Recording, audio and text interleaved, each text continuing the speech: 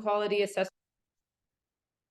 tests, and I won't spend too much time talking. And as many of you know, Matt Smider is our national team development coach, as well as coach development responsibilities. So I will hand it over to him, who will also introduce his co-host, Andrew. So enjoy, and over to you, Matt.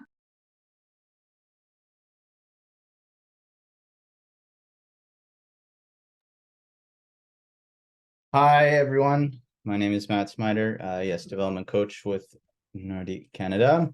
Andrew thought he was getting away with somebody else introducing him, but I'm actually going to allow him to introduce himself. I work alongside him quite often with our development program. Andrew, if you could please just give yourself a little quick intro and let everybody know he'll be my co-presenter today. Hello, everyone. Nice to meet you.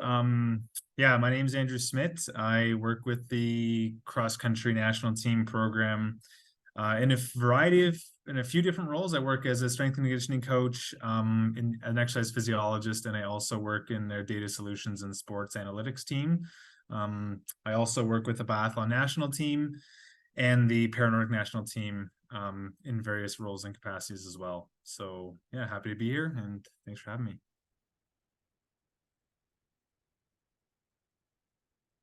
Great. Thank you, Andrew. And we are going to get started here. So I will share my screen. Everyone.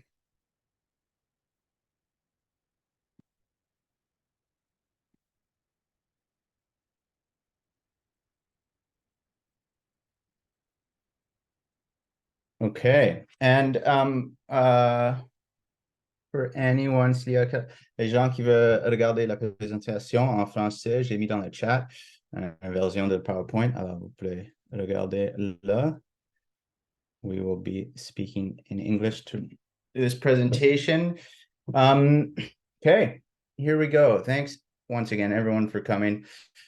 Field testing and monitoring to address movement quality is our presentation. Once again, Andrew and myself been working on this with the help of others. Okay, an overview of our presentation. We will be looking at, first we'll give a little bit of introduction. Purpose, so what we're talking about, we're related a little bit to the movement quality assessment that, if any of you remember, we talked about at the coaching conference.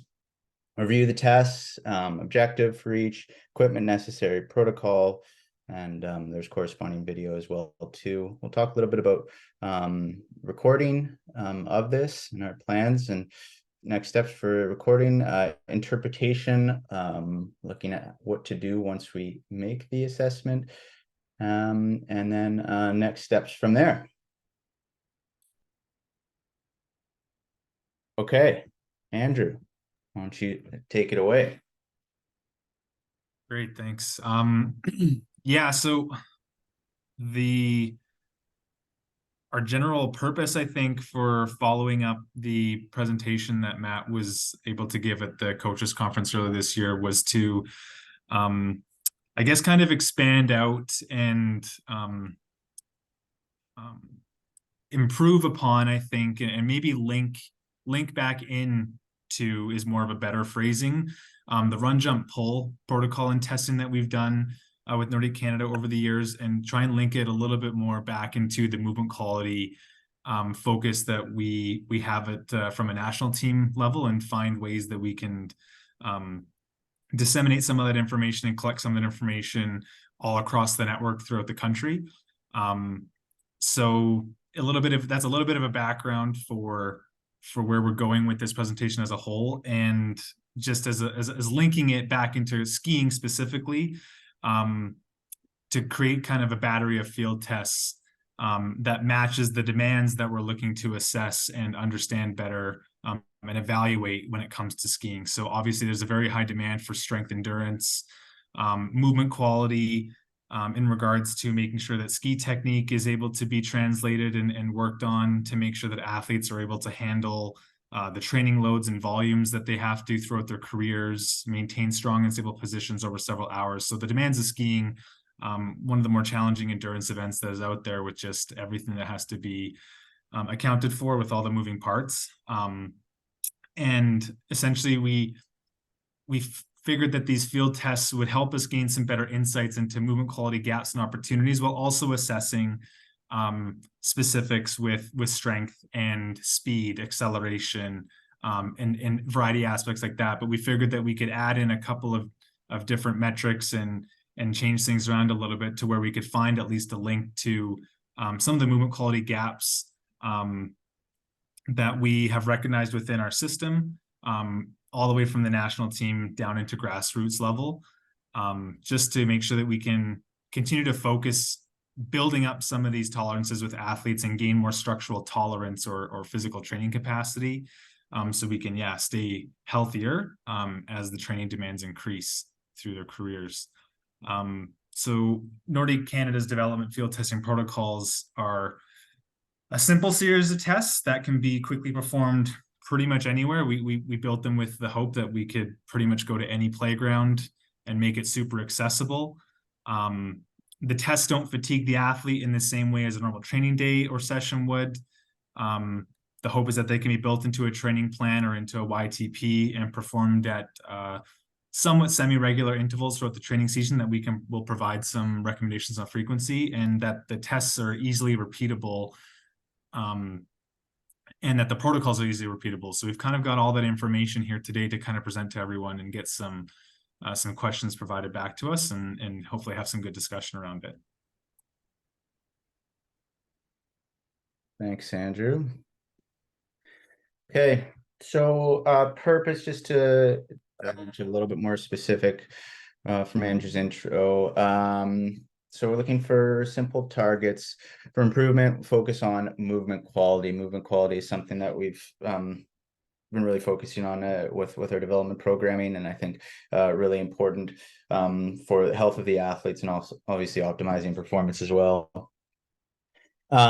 These simple exercises and the assessment measures make it really easy to set goals for improvement. Obviously, therefore, offering motivation to those who are motivated by that, which is many of our athletes.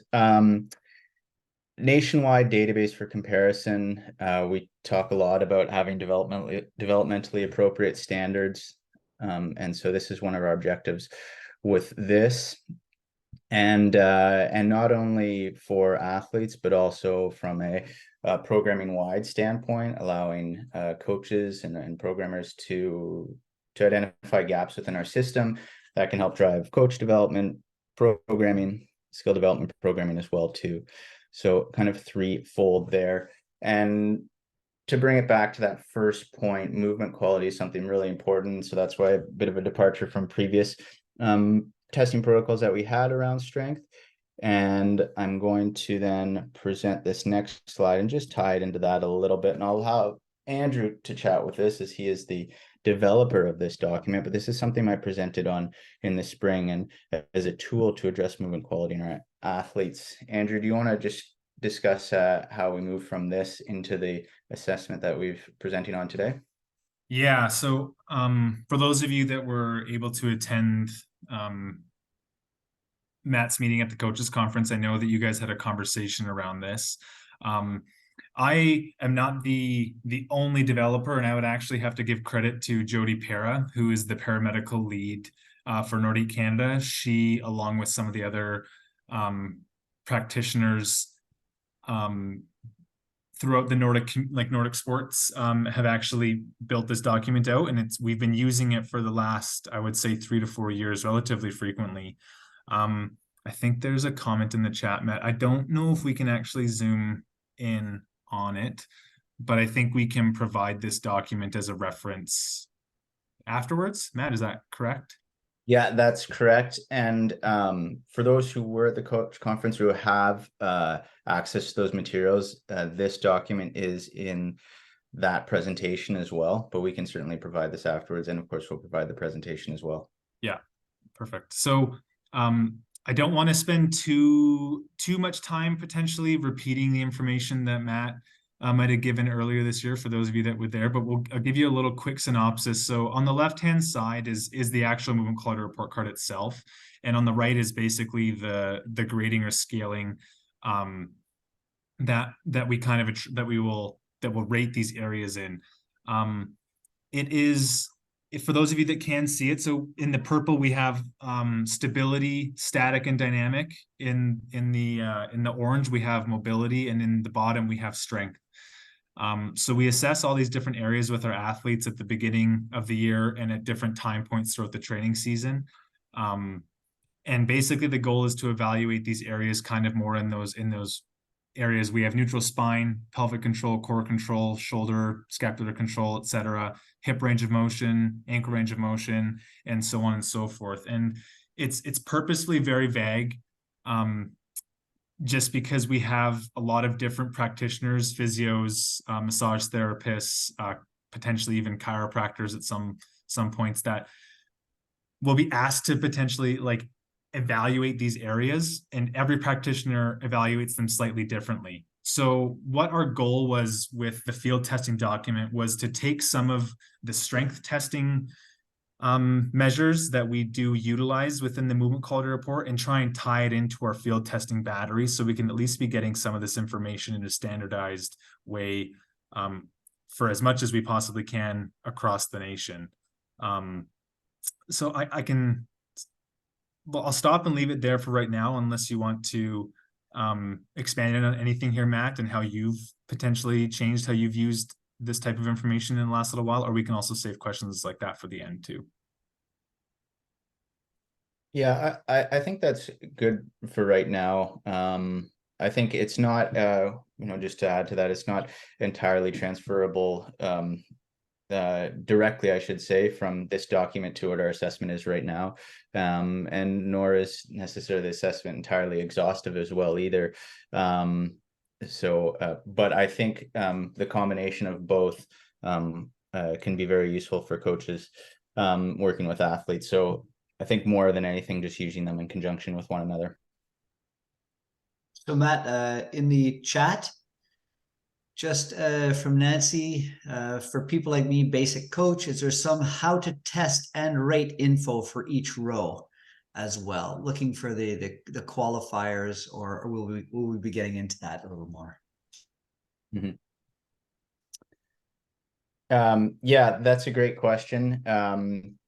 And I want to highlight that this is more tying, this is not right here, this is not the presentation, this is more for reference, tying in the movement quality report and the assessment, the focus we have on that into this assessment tool right away. Andrew, do you want to discuss any more about the use of this at all?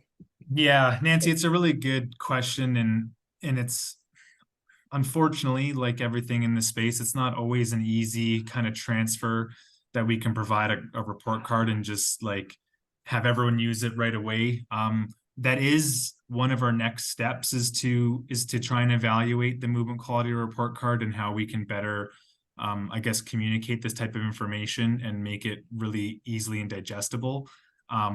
This was just to provide kind of a reference and just, a point of reference for why we picked some of the field testing batteries that we did, that we're going to present on here very shortly, to try and link it back to the movement quality report card. But yes, it is the goal to kind of provide some sort of an assessment tool, I think, at some point, that would be much more specific to the movement quality report card. If that, Matt, if there's anything else you want to add to that, but. No, that's exactly it. That is something that would be, coming on. Okay. So general instructions for the test. Andrew's going to walk us through the test, but overview, warm up prior to testing. So without getting into specifics, and some people might have warm up specific to them, light aerobic activity and dynamic stretching, working along all planes prior to the testing for the 5 exercises that you see below. Obviously, if you're doing the sprinting, 30 meters running sprint, an appropriate building intensity prior to that. The order in which the exercises are to be performed: pull-ups, side plank, medicine ball throw, Copenhagen broad jump. This is perhaps the first time you're seeing these exercises. That's what they are. unveiled. That is the order we recommend performing those. And then the 30-meter running sprint can be performed separately from this. We acknowledge that oftentimes the environment that you're going to do those previous 5 exercises might not be the same. If it is performed at the same time, if you do have the capacity to do that, awesome. We recommend it being first. We do recommend timing within the microcycle, ideally, to be the same. And we'll talk a little bit more about frequency and timing of the tests. That 30-meter running sprint is performed within roughly the same week as the others. But yes, might not be capable if you're working in a gym and the gym doesn't have a 30-meter space for the run. So these are some general instructions. Andrew, anything else to add before we dive into specifics? No, that sounds good to me. Okay, here we go. So Andrew, take it away. Yeah, so I guess I could have done this on the previous slide, but as there is a document that has been created and put together with kind of like a summary of this presentation, it'll include all the protocols that we're quickly going to go over here with the objectives, equipment, videos, and like the step-by-step. It'll all be kind of collated in one document that will be accessible to the Nordic Canada webpage. So if we don't get through, if we miss something potentially on here, like this resource will be available in and probably more concise than I will talk about it right now. Andrew, just the videos will also be available. We won't be reviewing the videos today. Yeah. For the purposes of the presentation, but they will also be available. So yeah, it's just in a separate document as well too. Yeah. So for pull-ups, the purpose of this test is to measure and assess upper body strength and endurance. We want to test the strength capacities and the muscles used in the pulling motions during skiing. This is a pretty popular exercise within the skiing community overall, as it is so closely related to the skiing motion from an upper body perspective. We decided to go with a prone grip. So you can do a few different types of grips with a pull-up motion, but a prone grip would be like if you were facing forward and you were facing the monkey bars, it would be your hands would be up on the bars, basically facing the same way that you are. If you turn your palms facing towards yourself, that would be more of a chin up. So a prone grip pull-up, we were able to just get a little bit more, we can assess more of the strength through the back than if we do a chin up, it's a little bit more through the biceps and the shoulders sometimes. So we decided to go with a prone grip pull-up because if we have access to a playground or anything like that, it can be done pretty much anywhere as long as we have a bar. So just we'll just quickly go over the protocol. Again, there are videos that we were able to record here at CSI Calgary. Just with some visual feedback, we chat a little bit potentially about if there's a poor rep that wouldn't count, and we can chat about that here quickly, but there are some videos for reference as well. So for the pull-up protocol, pull-ups are performed at a self-chosen pace with the hands placed approximately shoulder width apart in a prone grip, so palms facing forward. The athlete can use a chair or box to get into the starting position, but the test must begin from a free hang position with the arms fully extended. So they have to be basically in a dead hang position. The arms must always be fully extended at the bottom. So for every rep, they have to come all the way to the bottom into a full extension. So they can't basically keep their elbows bent and only come down kind of halfway.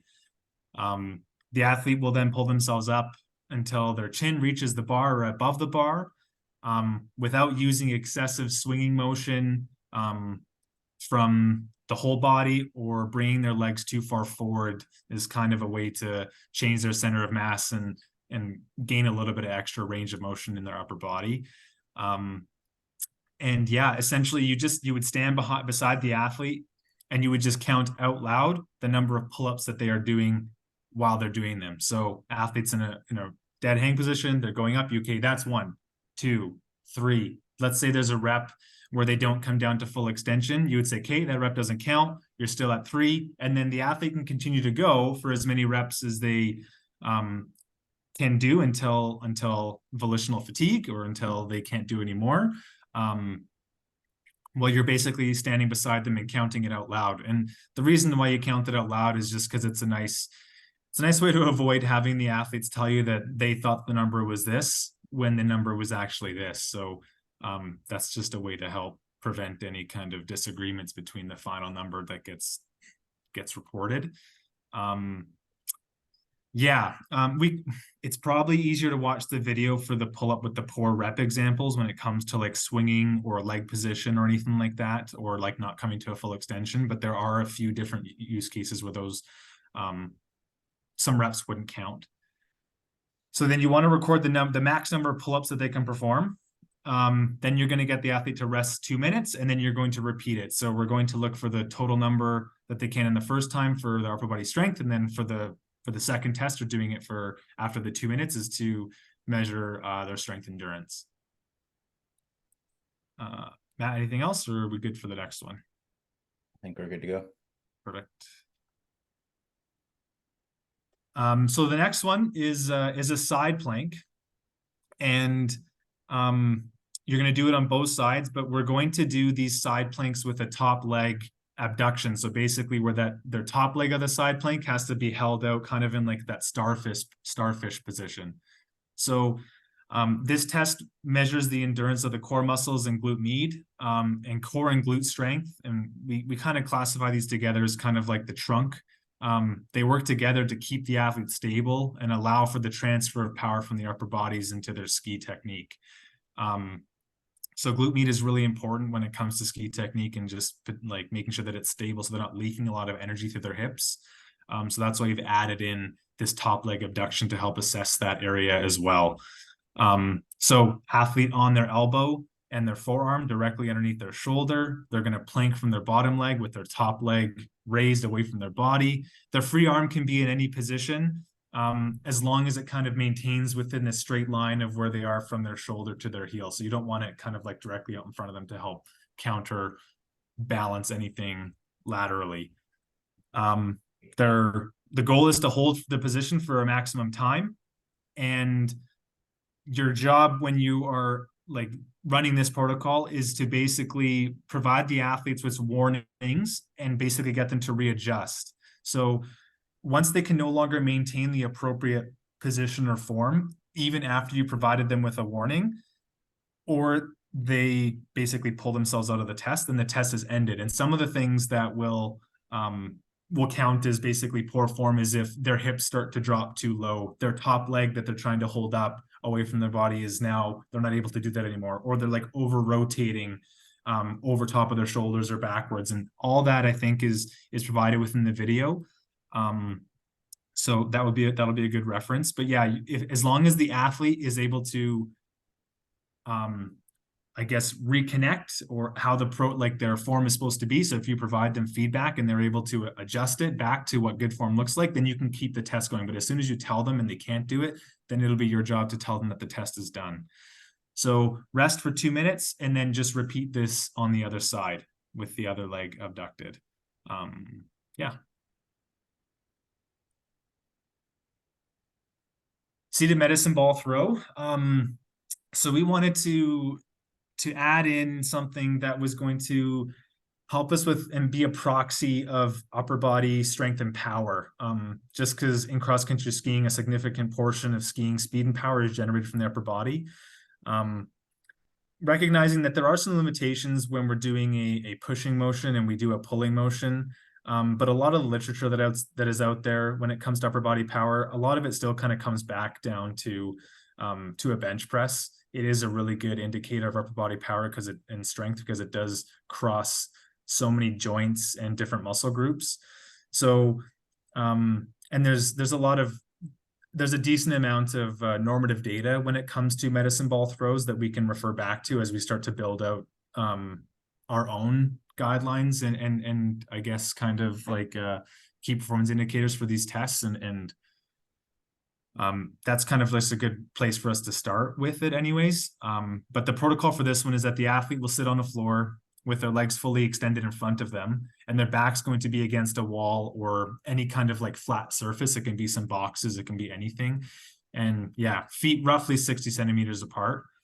Their hands are going to be placed on the sides of the medicine ball, slightly behind the center, with their forearms positioned parallel to the ground or just out to their side. So that the ball is going to be basically at their chest level. And then using both hands, they're just going to throw the medicine ball as far straight forward in front of them as possible. So the athlete must keep their head and back against the wall at all times, even along the release and follow through. So you don't want them throwing it and like leaning really far forward, trying to get some of that extra distance. The distance from the wall to where the ball lands is recorded. And you kind of use just something like a dowel or a meter stick to provide kind of a straight edge to the tape measure for accuracy, or to kind of mark where it lands. And then essentially the best result of 3 throws is going to be used as the final score. And that score is recorded in centimeters. Yeah, I think that's good for this one. Yeah. Andrew, anything to add about the ball that's used as well?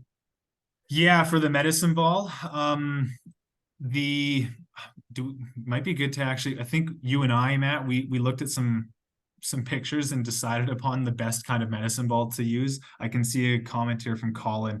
Medicine balls are chubby. Do you measure the middle, far edge, or close edge of the ball? Yeah, you do your best. Sorry, Colin. I know I'm jumping away here, Matt, but Colin, you do the best to kind of where the ball lands. So wherever the middle of the ball lands, you do your best to kind of mark that point. Yeah, and you kind of, so we're going to use, we've standardized the weight for both males and females to be roughly like a 4 kilogram, roughly 8-pound medicine ball.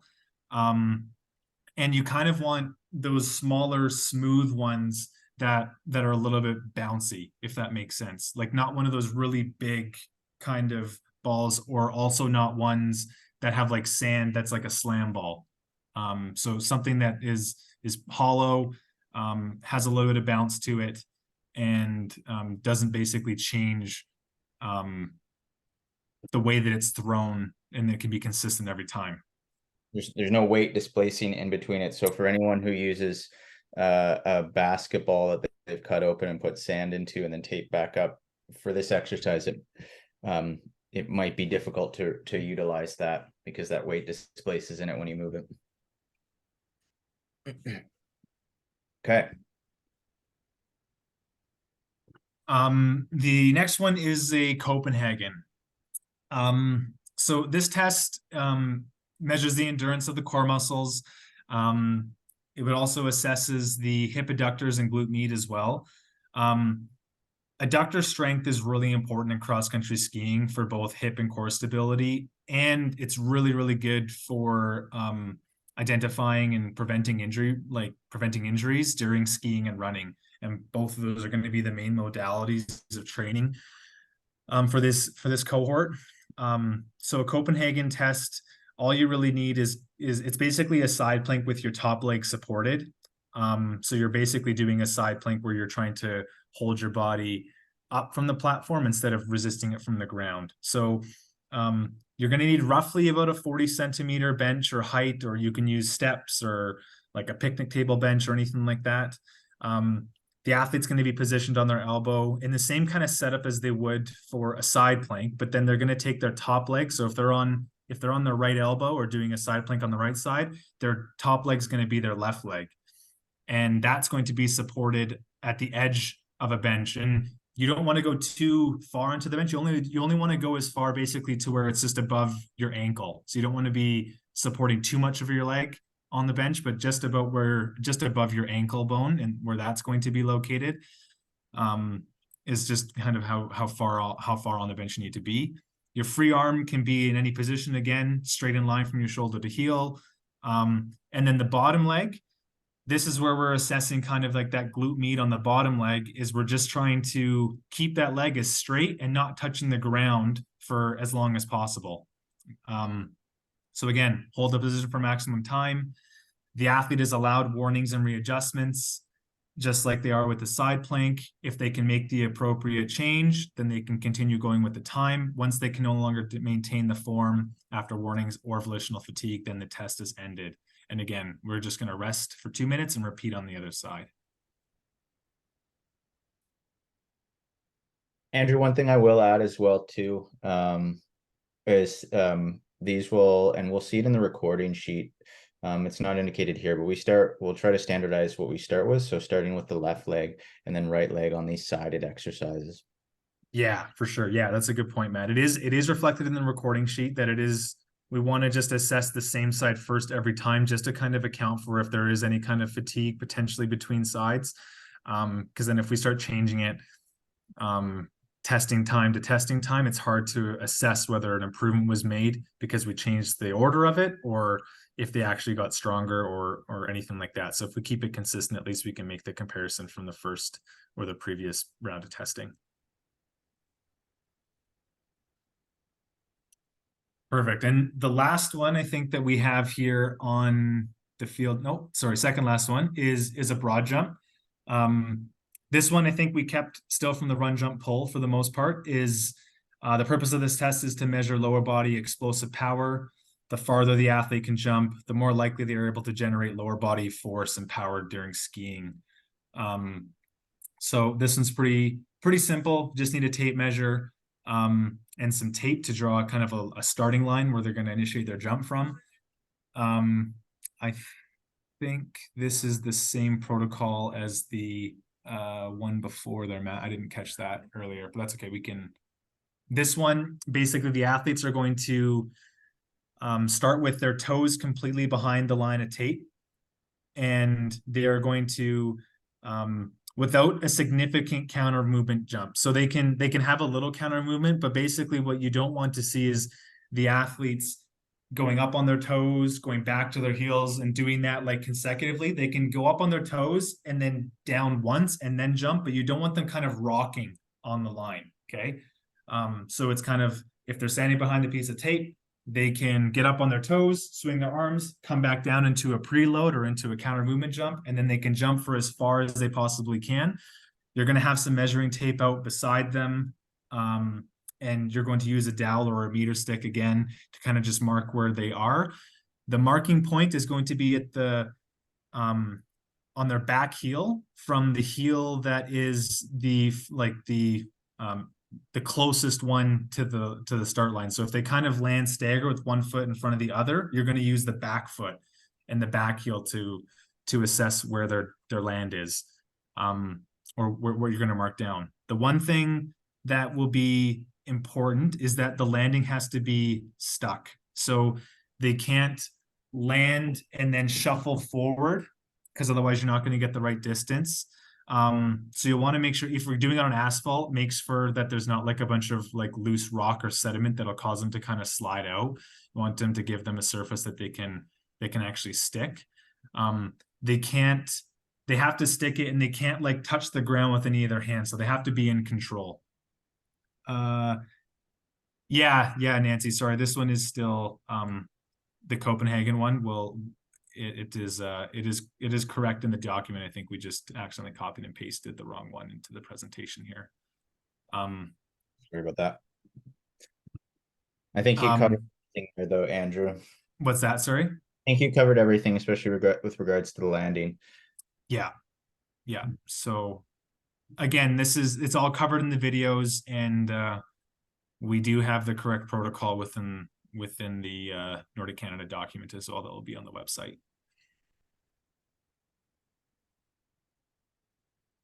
Okay, this is the last one, is the 30-meter sprint. So the purpose of this test is to measure the acceleration and speed. So high speed abilities are of ever increasing importance, I think, in cross-country skiing over the last number of years, for both speed of movement and ability to generate high forces and big forces rapidly. So for equipment, we have asphalt or a track surface or a straightaway.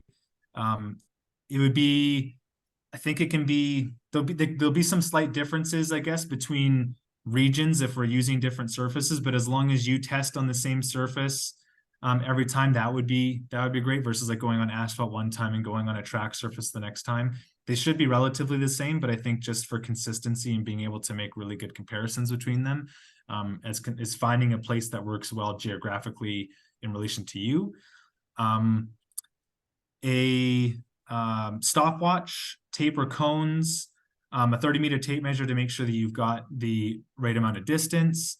And then this last one that I wanted to bring out from equipment, and we've really strayed away from the equipment for the most part because it's done with so very minimal equipment. But for the 30-meter sprint, additional timing equipment if available. So there is some limitations just from doing hand timing, whether you're getting the start correctly, whether you're getting the when they cross the line correctly.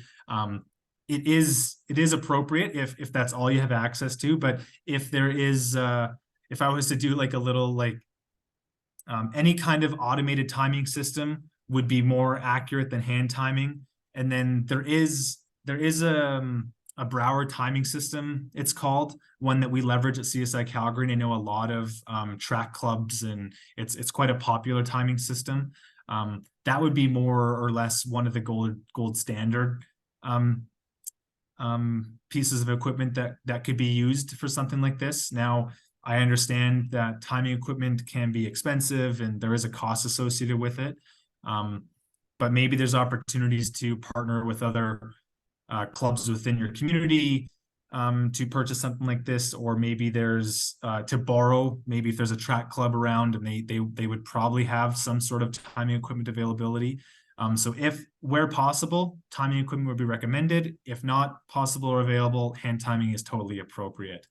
And Matt or myself would be happy to circulate some options out if that is of interest to you. One big bonus of having timing equipment would be that it could be used for this 30-meter sprint protocol, or also on roller skis or on snow. So, which would be awesome to start collecting some other data or some training information. So it would have at least more applicability than just this one protocol if you were to purchase this equipment. I would just add as well too, we discussed maybe alternate timing of running this 30-meter sprint outside of the other 5 exercises, and that's just based on the location that you need to do it at. And I think one thing we did this year is we trialed these tests with our prospects camp is ran them in advance of the 3K 1K that we did too. It's 2 30-meter running tests we felt weren't going to impact the results of the 3K 1K. So there's other tests for developing energy systems that we will talk about later in another presentation, and we'll discuss that a little bit later. But and these can be run corresponding with that as well too, or it can be run at the same spot, same time if you have access to facilities all close together. Yeah. Eric just put a question in the chat for the side plank and Copenhagen variants. Is there a maximum cutoff time for the tests? Say they can hold for 5+ minutes. Do you say that's strong enough and no benefit to trying to improve? Yeah, Eric, I would say that if you have athletes that can hold them for like 2.5 minutes each, that is more than adequate. And I would probably just stop it there for the sake of time. Yeah.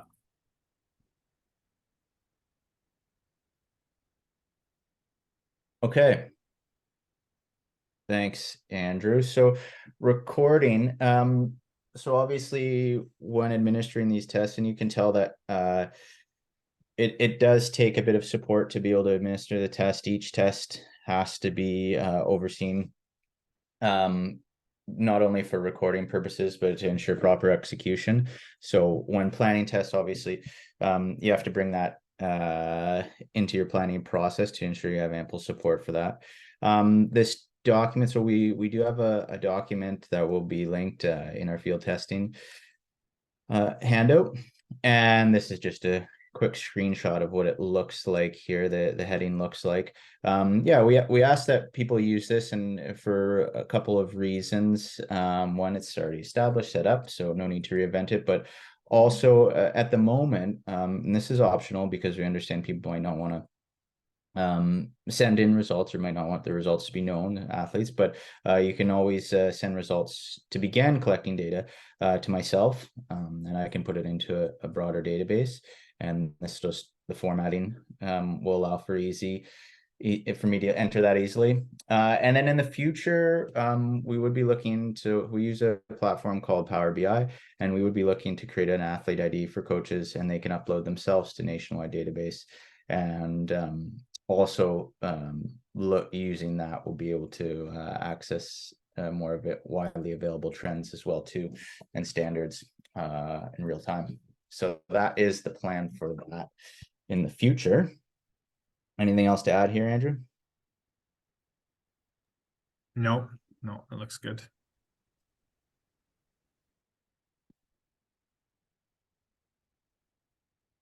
So timing and frequency, and I can lead into this here. So this is an example of what could be considered an ideal timing for administering these tests. So 4 times throughout the season, beginning of the training season in May, part of the general preparation phase, later into August as part of the specific prep phase, earlier pre-competition in November, and then February throughout the competition season. This is what we have identified as ideal. If people are seeing this now and would love to begin in September, October, of course, you can create your own timing. This is just what we see as ideal in order to have a time to measure and then assess, plan, adjust, and then make adjustments as we assess and measure again. Andrew, any comments further on this? Nope, that's good for me. And I think one more thing I'd say too is perhaps often we don't think about measuring strength throughout the competition season, but Andrew and I felt it was quite appropriate, and I know that especially at the club level, and we're always trying to prioritize what we focus on at different times, and by no means are we suggesting that strength necessarily needs to be a focus, but maintaining strength through the competition season, I know from my experience, is something that we struggled with.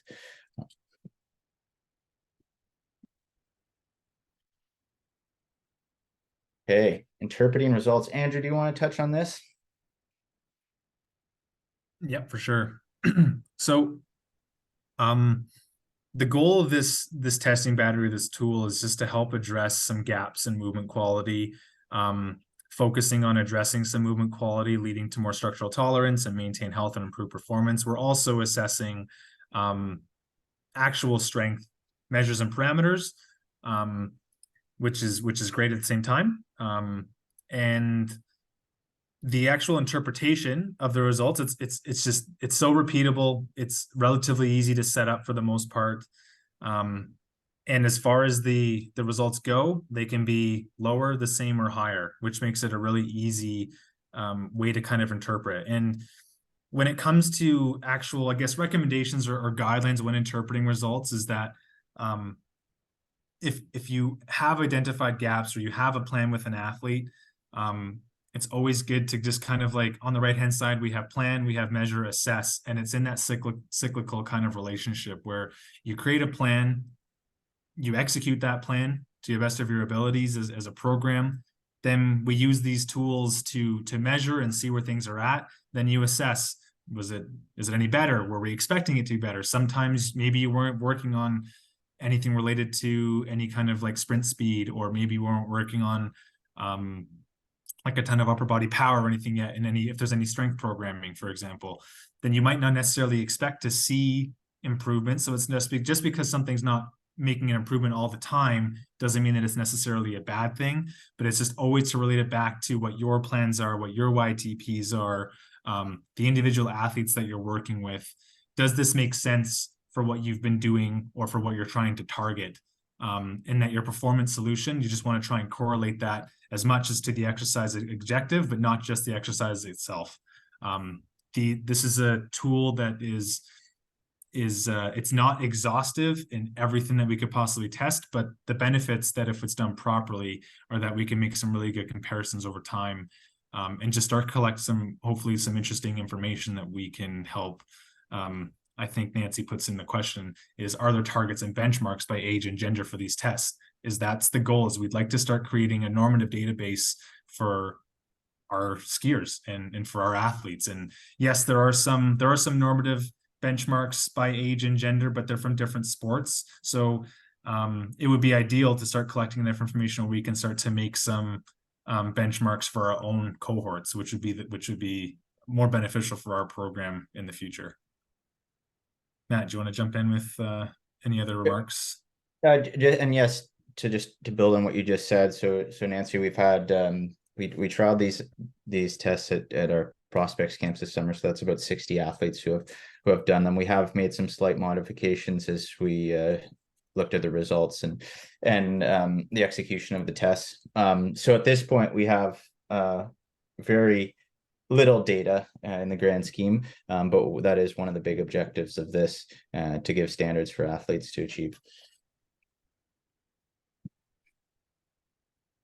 Okay. Anything else here? Go to the next. So next steps.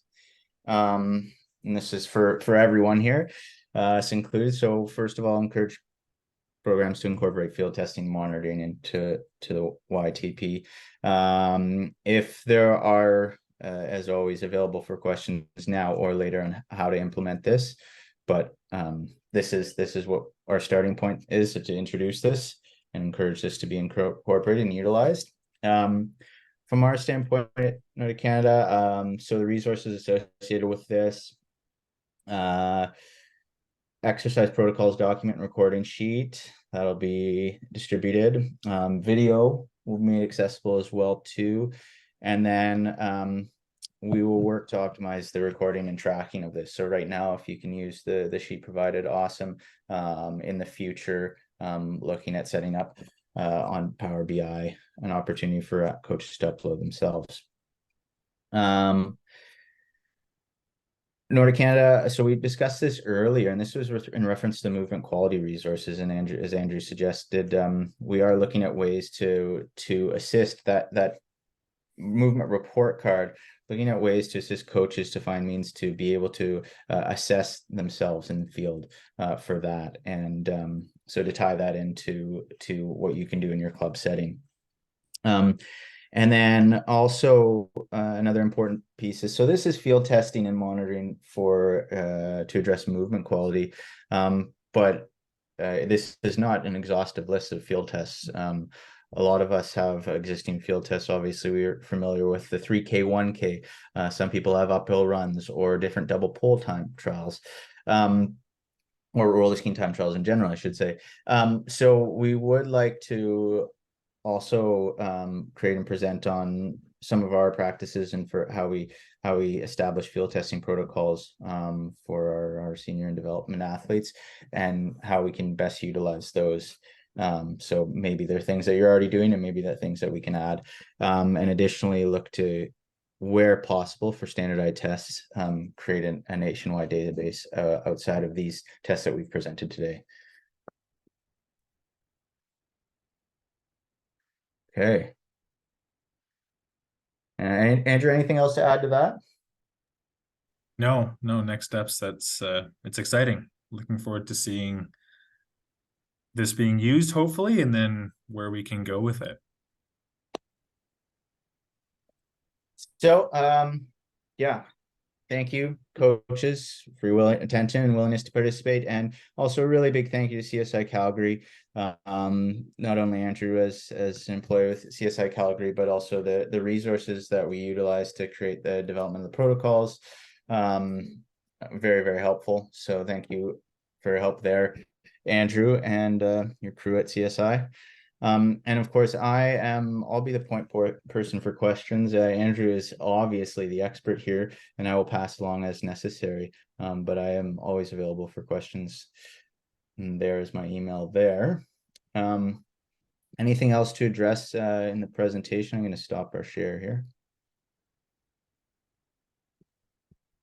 Just a couple questions, Matt, that I'm catching. Kevin Shields was asking what age groups we'd like to see using this protocol, and Nancy had a question or more of inclusion into the next steps of perhaps a list of suggested exercises to address these testing modalities. Mm-hmm. Great. Andrew, we talked about age groups a little bit. Do you want to talk about that? Yeah. You can confirm for me, but based on our conversations that we've had, we felt that the best age group to give you the most useful information from a chronological age and training age. And there's obviously a lot of things to consider when working with development groups. Is that like 16 plus would be roughly that age range. Sorry, U16. Yeah. U16. So trying to avoid, I think, jumping too low into like the 12, like 10 to 12 to 13, and then in that kind of age range where athletes are still growing developmentally and stuff like that. And maybe that time and resources might be better spent with playing games or movement quality type of like workflows or balance challenges and that kinds of stuff, right? Like general athletic abilities and stuff. So yeah, for Kevin, I think U16 was the age range that we had kind of decided upon. And I think, you know, we're that's a recommendation. We're talking chronological age. We all know the considerations with developmental age as well too. I think one of the things that in addition to the next steps identified or as part of the movement quality resources is looking at means to focus and develop on movement quality at younger ages as well too. So outside of necessarily doing this assessment. There's also a question from Alexander, and I think it's a really interesting one and probably one good to chat about. He says, do you trust individual athlete reliability between testing for these tests, basically as if there would be a learning effect? And I think it's a really good point that just with any tests that we do, there's always a possibility of a learning effect. And basically that an athlete might get better at a med ball throw just because they're more familiar with doing a med ball throw. They're better at jumping because they're just becoming a better jumper, not because we're actually assessing what we think we can assess. And there's always an element of that in any kind of testing that we do. The goal is that as we build up a robust enough database and as we have repeated enough tests or number of tests throughout our cohort and group, that we can essentially start to filter out some of those learning effects and we can make more generalized comparisons within our groups. So yeah, I think it's a really good point. I think that there's always that element of having to look at it through that lens of being a little bit skeptical sometimes, but also understanding that if we know the limitations, that we can make good inferences as long as we understand where we potentially can't account for some increases or some benefits, if that makes sense.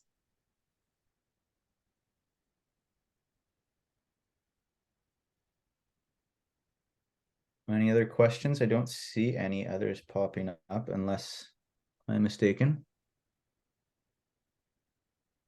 I know that Julie, you wanted to have a few moments here. So I will just thank Andrew very much once again for his involvement of this and yeah, his help in creating this, driving this.